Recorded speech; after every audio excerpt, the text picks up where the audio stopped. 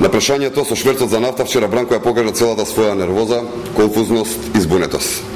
Не е некој јубилеј, но Црвенковски цели 10 дена одбегнува конкретно да одговори на прашањата иницирани од признанието на Магаш дека Црвенковски и Фрчковски договарале и одобрувале шверц на нафта во 90-тите години.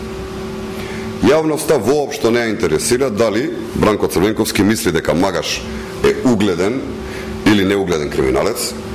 Јавноста не ја интересира дали интервјуто е дадено за локална или за национална телевизија, дали Магаш е во Босна или во Србија. Јавноста ја интересираат одговорите на прашањата кои Црвенковски упорно ги одбегнува.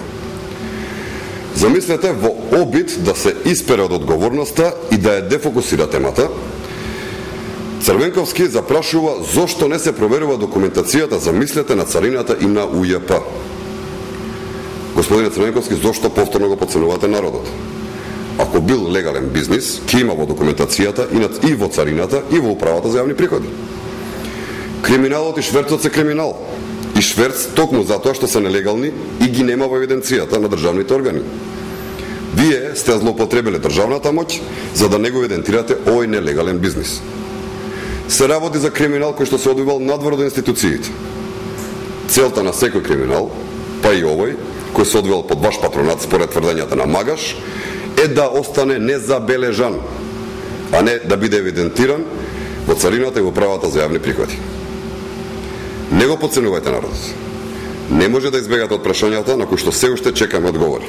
Одговорете конкретно, без манипулации, замајувања и одговорете машки. Дали лично се познавате со Магаш?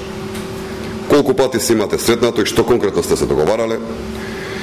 Колку цистерни биле шверцувани со нафта и пуштени? Кој бил вклучен се во овој криминал? Дали сте спремен да се соочите со одговорноста поради таквиот криминал? Што вие лично имате добиено како награда од Магаш?